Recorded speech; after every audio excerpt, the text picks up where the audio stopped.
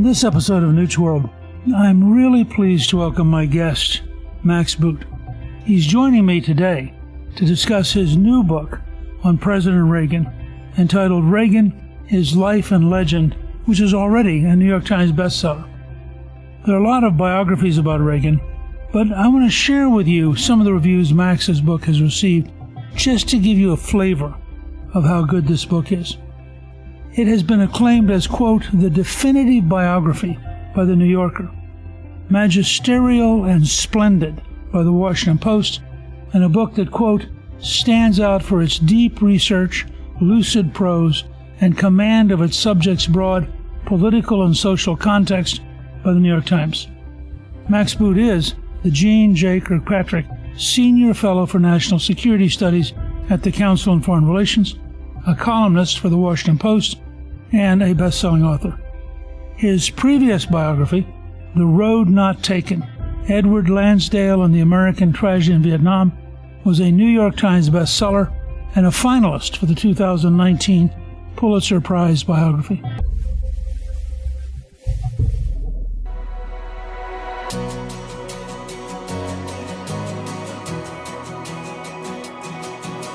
Max, welcome and thank you for joining me on Newt's World. It's a pleasure to be here with you, Mr. Speaker. Before we get into the new book about Reagan, I do want to congratulate you on being a finalist for the 2019 Pulitzer Prize in biography for your book, The Road Not Taken, Edward Lansdale and the American Tragedy in Vietnam. Will you briefly talk both about the book and what it was like to be a finalist? Thank you for those kind words. The book was about this legendary covert operative who was an Air Force officer but worked for the CIA, helped to defeat a communist insurgency in the Philippines in the late 40s, early 50s, and then helped to create the state of South Vietnam and was a major player in the early years of America's involvement in the Vietnam War, and then ultimately a bystander to the tragedy that the war turned into, which he had warned against, and became a prophet who was not heeded. But a fascinating story. And, telling the story of Edward Lansdale was kind of my gateway drug for writing biography, because before that I'd written these big, sprawling military histories, but I really enjoyed focusing on Ed Lansdale's life and not just writing about, his professional activities, but also about his personal life. There was a great love story at the heart of the book. He had a passionate love affair with a Filipino woman named Pat Kelly, whom he eventually, after his first wife died, he married Pat Kelly. And so I found all these love letters that Pat and Ed had exchanged and gave me a really amazing vantage point onto Ed Lansdale's inner life. And so it was a fascinating experience to write that book. And I was very honored and privileged to be a finalist for the Pulitzer Prize. And then so as I was thinking about, what would I do next? What would I do for an encore? I decided that I really enjoyed doing biography and I wanted to do that rather than return to these big, sprawling military histories. And so that's how I wound up writing about the life of Ronald Reagan. I think your book on Lansdale is important because it seems to me that both in Afghanistan and Iraq, we had learned none of the lessons of Vietnam. That, in fact, the Lansdale approach, if anything would have worked, it was much closer to the Lansdale model than what we actually did. Yeah, I certainly agree with that, yeah. And yet it's almost impossible to get our military bureaucracy either to learn the lessons or to rethink how they do things. It's just something I'm actually writing on right now, that it's astonishing, the resistance to rethinking. That's a great and important topic. And Ed Lansdale was one of those guys who was a complete maverick, who was really anathema at the Pentagon and, frankly, anathema at the CIA as well, because he was somebody who was always at odds with the bureaucracy and just determined to do his own thing. And so the people who were the skillful bureaucratic players really hated him and finally pushed him out of a senior policy role, and I think very much to America's detriment. I think that is, as I'm sure you're finding in what you're writing now, I think that's a huge issue today, where you're seeing how warfare has transformed with drones and, AI and all these other systems, and yet we're still largely operating a military based on, mid-20th century platforms, and it's very hard to make that transition. Well, and you and I are talking just a few hours after the Israelis showed a very sophisticated approach to a kind of cyber war that had devastating consequences. And I suspect that our military has almost no capacity for thinking about those kind of profoundly different approaches to impacting your opponent. Yeah, I think that should be a wake-up call for our military on multiple levels, including thinking about how do they safeguard their communications devices and how do they safeguard their supply chains, because there are going to be very clever adversaries out there that are going to be thinking about how to exploit our vulnerabilities as the Israelis exploited Hezbollah's vulnerabilities. So when you decided you would continue doing biographies, what led you to pick Reagan? Ronald Reagan was such a consequential president, not just for the country and the world, but for me personally, growing up in the 1980s. He really shaped my worldview, made me a conservative and a Republican, and obviously changed the world in so many ways. And yet, when I was starting this book more than a decade ago, I came to the conclusion that while there are many books about Ronald Reagan, including many good books about Reagan, there was not one definitive, objective biography. And so that is what I set out to do, to produce a book that looked at Reagan in a balanced and fair way, that looked at his achievements as well as his failures, at his successes and setbacks, his strengths and weaknesses, and really to present an objective view that I think you can only really achieve decades after somebody has left the political scene. And so I was delighted to see, as you quoted earlier, that the New Yorker said it's the definitive biography, because that's exactly what I was aiming to do. You now have a range of information that literally wasn't available. And how much did that enrich and deepen your understanding of Reagan? It was tremendously helpful. I think I kind of wrote this at a kind of a sweet point in history, because on the one hand, I was writing it at a time when a lot of new archival information has opened up. A lot of documents that were once secret are now available for viewing at the Reagan Library in Simi Valley, California. But at the same time, I was starting this early enough that there were a lot of people who really knew Reagan and worked with him very closely who were still around to be interviewed. And sadly, a lot of those folks that I talked to at the start of this book project are no longer with us. You know, folks like George Shultz or Colin Powell or Bud McFarlane or so many others. So, you know, there are going to be certainly future historians who are going to be able to read even more documents because more stuff gets declassified every year. But they're not going to be able to sit down as I did with a lot of the key players and actually talk to them and to gain their personal perspective. What made this research process, which was very lengthy, but made it very fulfilling, was that combination of those two things, of the ability to tap into new documents, but also the ability to tap into old memories and to talk to people who were there and could give their perspectives, some of whom I'm delighted to say are still very much around. Were your views or your assessment of Reagan changed as you did all this research? Yeah, absolutely. And I didn't go into this with a lot of preconceptions other than my one desire was kind of follow the evidence and see what would shake out. And one of the things that I concluded was that he was both more ideological and more pragmatic than I had realized, or I think that most people realize. And what I discovered was, for example, in terms of his ideology, I mean, he had gone pretty far to the right by the early 1960s. Having grown up as a New Deal Democrat, he had become a very conservative Republican who was warning that, you know, Medicare and Medicaid was going to lead to the loss of freedom in America, who said in his famous Time for Choosing speech in 1964 that the party of Jefferson, Jackson, and Cleveland was now marching under the banners of Marx, Lenin, and Stalin. And so all this kind of very hardcore rhetoric, which people tend to forget about if they remember him as kind of a grandfatherly president, but he was really an ideological crusader for a large part of his life. But that led to unrealistic expectations or unfair expectations of what would happen once he was actually elected. A lot of people expected, based on his Barry Goldwater type rhetoric, that he would turn out to be a very far-right leader as governor of California and as president of the United States. And he really upended those expectations because I think he showed that he had a massive pragmatic streak and a willingness to do deals, a willingness to pivot to the center. And his record, I think, as both governor and president kind of defied easy ideological labels. I mean, he was certainly coming from the conservative perspective in general, but, you know, he signed his first budget as governor of California, had the largest spending plan and tax increase in California history. And as governor of California, he also signed one of the most liberal abortion laws in the country, signed a very tough gun control bill.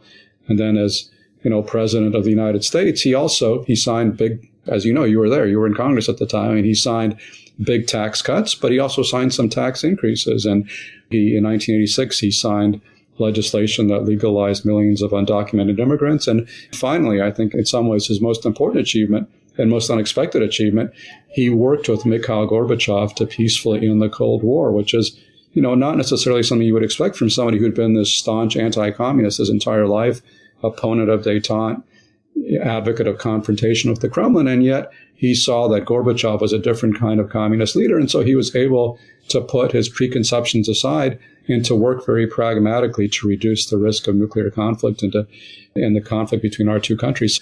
I was kind of surprised to see the extent of which his record was actually very pragmatic and much less ideological than a lot of people thought. You drew an interesting analogy that it took about 30 years for Eisenhower to reemerge as a really subtle and sophisticated user of power. And in a sense, we're in the same cycle now with Reagan, in that when you look back, the number of things achieved, and as you point out, particularly the dance he did with Gorbachev, is so astonishing and I think so unpredictable in 1980. To what extent do you think Margaret Thatcher's initial intervention saying, I think we can deal with this guy, changed Reagan's view and in a sense changed the course of history? I think that was tremendously important because Thatcher was one of the world leaders he was closest to and had the most respect for, the other one being Brian Mulroney, the Prime Minister of Canada. But the fact that Thatcher actually met Gorbachev before he took over as Soviet leader and concluded this is a guy we can do business with. And she actually flew to the United States and went to Camp David and told President Reagan that.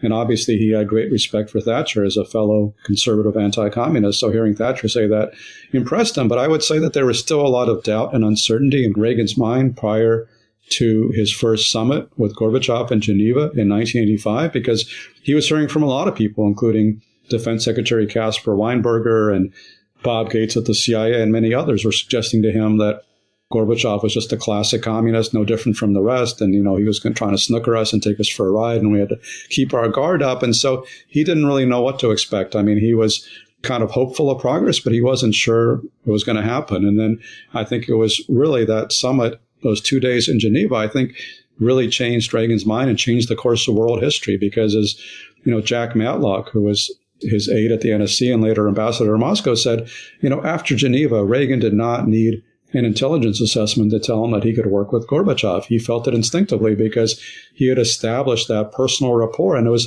just fascinating to read the transcripts of their meetings in Geneva, which are now available.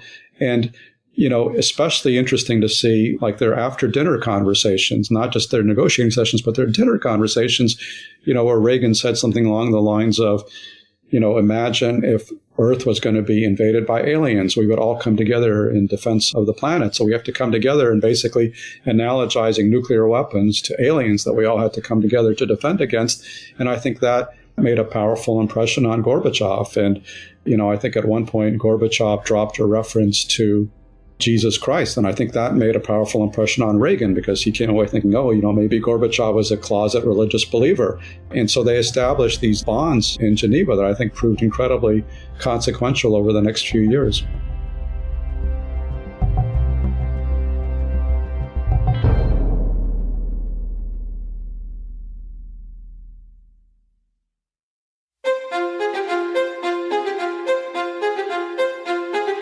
Would you say that the opening up of the Soviet Union and the encouraging of Gorbachev into glasnost and perestroika and arms deals, is that Reagan's biggest single contribution as a historic figure?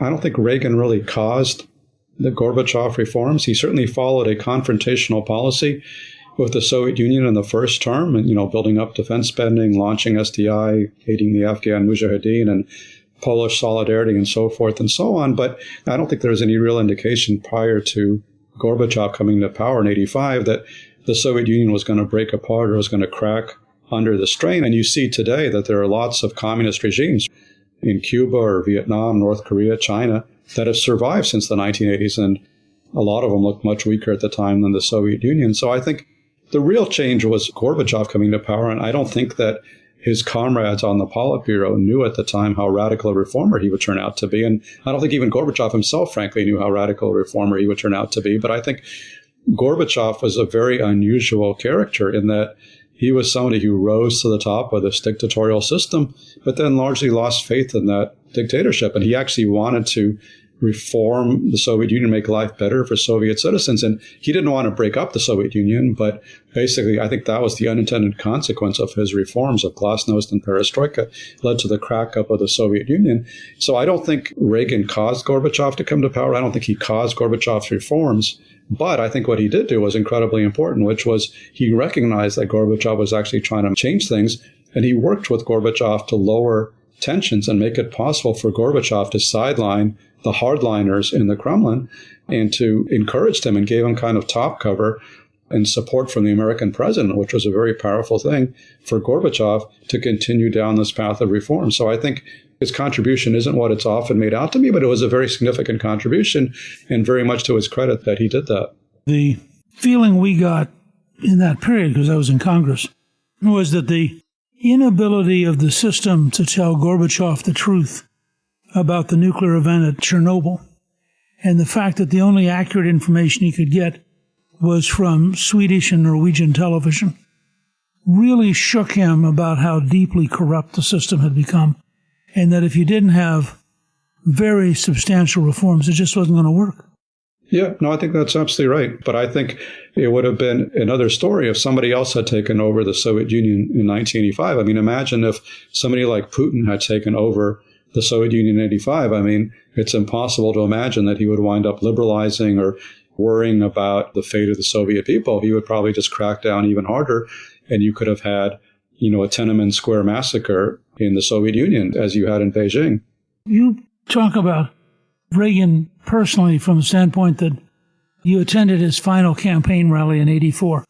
Looking back, what was that like?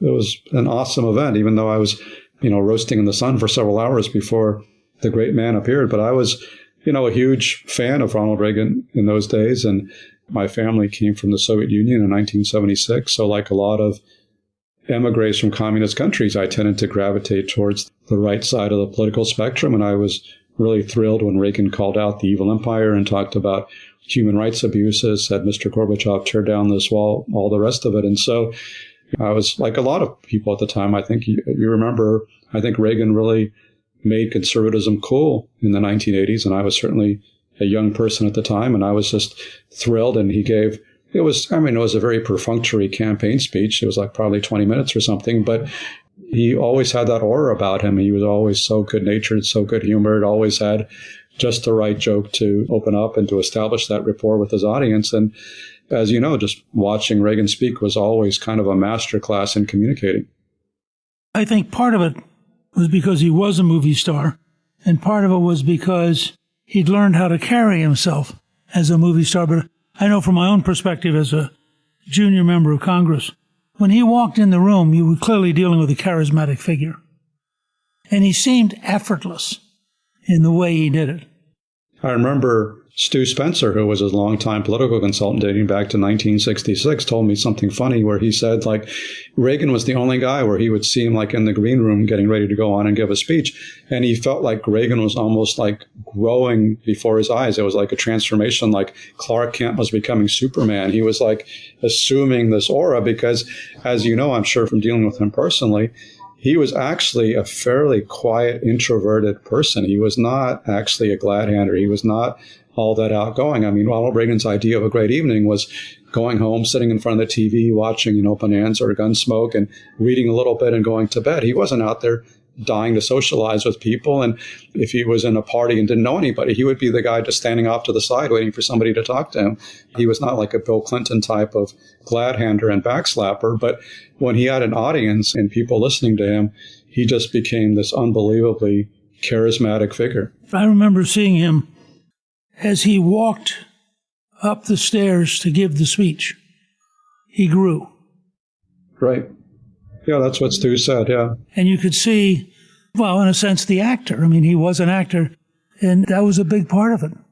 Yeah, and a lot of people tended to denigrate him, saying like, oh, he's just the guy who reads a teleprompter. And he was very good at reading a teleprompter, but it was way more than that because it wasn't just reading other people's thoughts. He was just a great person in constructing the arguments and making the case himself. And as Stu Spencer said to me, again, one of my best interview subjects, Stu said Reagan was not just the best speech giver that he knew, but also the best speech writer. He was so good at constructing arguments, and he often did it on the fly. For example, I bet you might have been there at the 76 Republican convention where he lost the nomination to Ford, and he was sitting up on the rafters. I think it was in Kansas City. And Ford says from the stage, and I'd like my good friend Ron Reagan to come down here and say something. And he didn't have a prepared speech. And as he was walking down, from the rafters through the hallways of the convention center, Nancy Reagan was saying to him, well, do you know what you're going to say? And he said, oh, I'll think of something. And he did have some general ideas, but he didn't have a speech. He basically extemporized this brilliant speech on the spot that made a lot of delegates say, like, wow, we nominated the wrong guy. This guy is so much more articulate than the guy we actually nominated. No, that's right. A good friend of mine said he knew at the end of that talk that they nominated the wrong guy. Tim Russert met with Reagan the last day he was in office and said, what do you think is true about you that was not true about any other president? And he said, Reagan sat there for a minute and he looked at him and he said, I think I'm the only one who knows what it's like to be photographed from every angle. And Russert said it hit him that Reagan was never off. That when he was with you, he was on. He may be off when he was with Nancy, but otherwise, when the minute he walked out of that room, he was on all day, every day. Yeah, no, exactly. That reminds me of another one of his famous quips, which is where he was asked, how could an actor be president? And his reply was he didn't understand how anybody but an actor could be president. And he really understood that performative aspect of the presidency in a way that very few others did, like FDR, his boyhood idol, did, JFK did, and Reagan did, but very few others understood how you had to carry yourself in the public eye. And that's something that Reagan had obviously been doing since his days as a sportscaster in the Midwest in his 1920s. So he had been in the public eye really his whole life and felt very comfortable in that role. How much do you think growing up in a small town in Illinois and then having his first job in Des Moines, how much did all that, do you think, shaped him? Oh, it was tremendously important, I think. And we tend to think of Reagan as a Westerner because, of course, he loved his ranch near Santa Barbara and he was governor of California and he wore cowboy hats and all the rest of it. But he was really a Midwesterner. That's where he spent all of his formative years up until his late 20s. He was really shaped by this small town world in rural Illinois where they were moving around from town to town because his father, Jack, was this alcoholic shoe salesman who kept losing one job after another. And so, moving around with, I think, all the strengths and weaknesses of that time and place, very, very different America. I mean, he was born in 1911. He grew up in the 19-teens and 20s.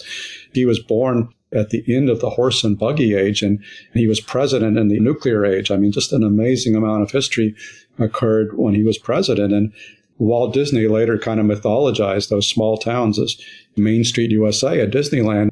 But Reagan lived on the actual Main Street USA, not in the Disneyland attraction, but the actual one. And there were, to be sure, it wasn't all rosy. And he tended to have very rose-colored remembrances of his childhood and blotted out the fact that his father was this alcoholic, that there were all these personality conflicts between mother and father, the fact that they were very poor, moving all the time.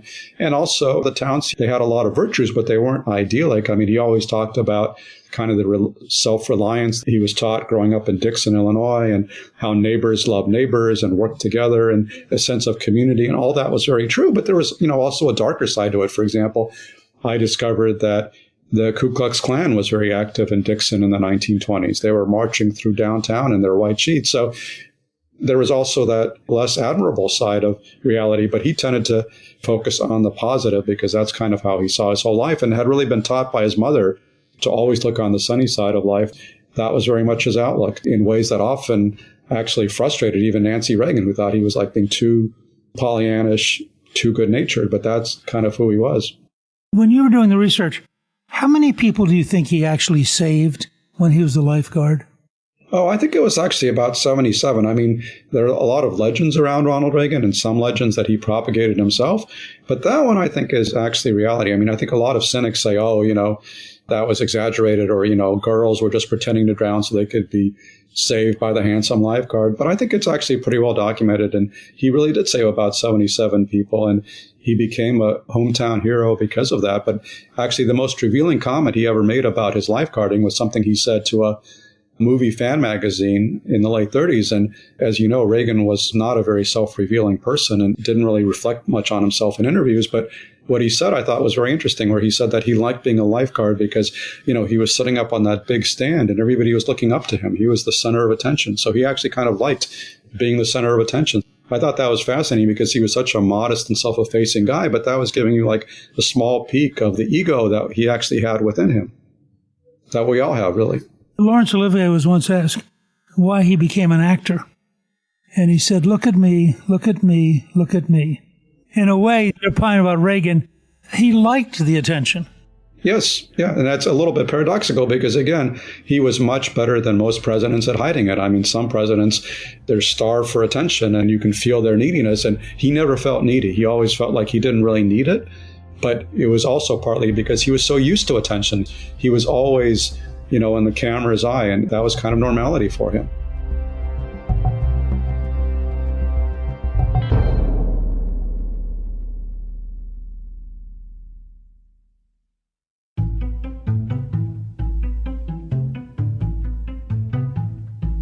You write about Reagan's role during World War II. I was very struck when Callista and I went to the ranch where we were filming Ronald Reagan, Rendezvous with Destiny. And as I looked around at the ranch, first of all, there's a picture of him in the last unit of horse cavalry in the 1930s. So right. He's in the ROTC. There's a book on his shelf, which is the original 1940 edition of Infantry of War, which was the doctrine manual from Fort Benning. Yep. And it was clear that he was serious, and yet when you get to the war, he essentially stays home in uniform doing training films. I'm curious how you parse all of that. He was the beneficiary of some lobbying behind the scenes by Warner Brothers, his studio, which lobbied to keep him out of uniform as long as possible because they wanted to keep him making movies. And then when he was called up, they basically pulled some strings and got him assigned to this first motion picture unit of the U.S. Army Air Force located in Culver City, California. And so the justification for that was that he had very poor eyesight. His eyesight would keep him out of combat, which was probably accurate, although there were certainly examples of others who had physical issues who nevertheless actively went out and sought combat. You think about John F. Kennedy, for example, who had very bad back problems, but nevertheless got himself assigned to PT boats in the Pacific. But Reagan, was basically content to spend the war in Culver City, California, making training and propaganda films. And he certainly made a contribution, and there was nothing dishonorable about what he did. I mean, there were millions of service people who never went into combat, and he was certainly one of those, and he did his bit. But I think the movie magazines gave kind of a distorted impression of what he was up to, because when he would show up at restaurants or bars, they would write stories about, Ronnie Reagan back from the front, making it seem like he was engaged in combat. He wasn't back from anywhere. He was a mile down the street, basically. While he was in the Screen Actors Guild, he encountered real communists, and it kind of shook him. And it's sort of the beginning of the intensity of his anti-communism. What did you discover? I think that's right. I mean, I think he started moving to the right. Again, he was a guy who was a very passionate New Deal Democrat, as he said, worshipped FDR, liberal Democrat. But then I think it was during the war years, he started moving to the right a little bit. He was, as a highly paid movie star, he was very unhappy about paying, 90% income tax rates. And he was also kind of disgusted with a lot of the feather bedding and bureaucracy that he encountered in the War Department.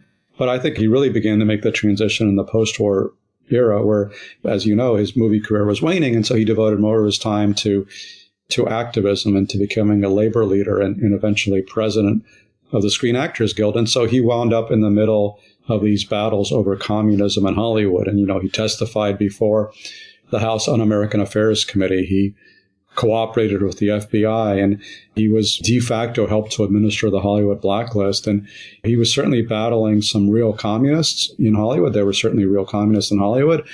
I think in hindsight, he probably tended to exaggerate the threat a little bit, largely based on what the FBI and others were telling him, because they were convinced that there was a made in the Kremlin plot to take over Hollywood, which, I didn't see a lot of evidence of. It would have been very hard to pull off because, as David Niven, I think, remarked, the people who ran Hollywood, there were like 6 of them, the studio bosses, and they were all Republicans. So it would be very hard to take control of the studios for a communist. But that was what Reagan believed. And it was certainly kind of radicalizing him and helping him to move away from the Democratic Party, although he still remained a Democrat in the 40s.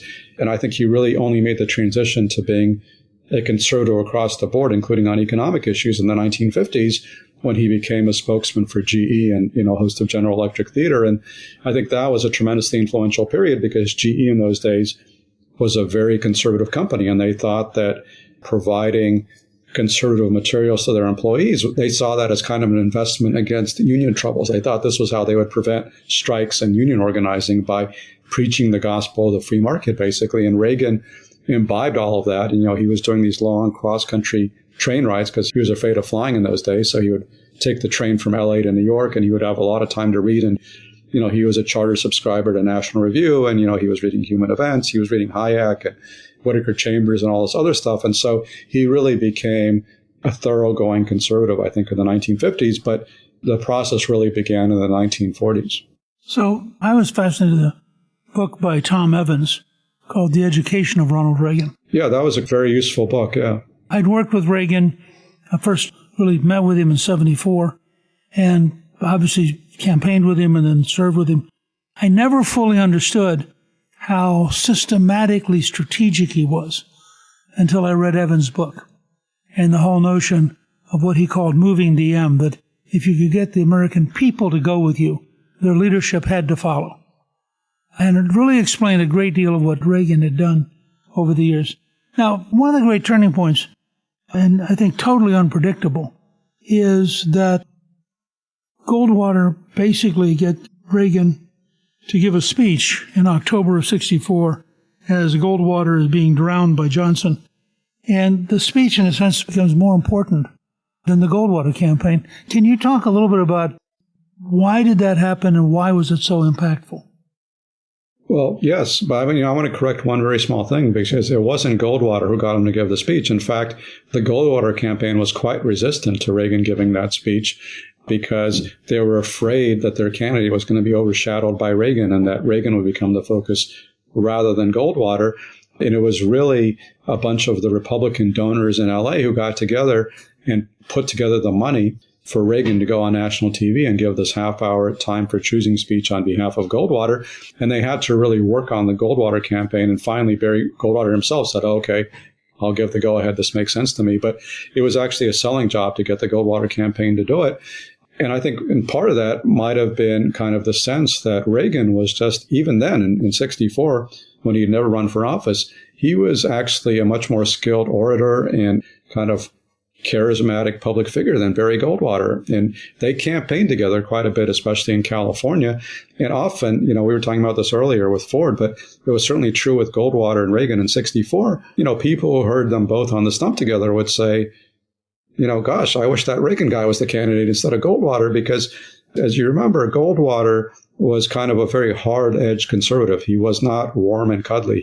He was kind of a castor oil conservative who would say, take it my way or the highway. Here it is. Here's my message. And, if you don't like it, take a hike. And that wasn't Reagan at all. I ran across a wonderful quote from Joe Alsop, or one of the other columnists in the 1960s, watching Reagan speak in this period and talking about how the Reagan personality was like soothing, warm bathwater.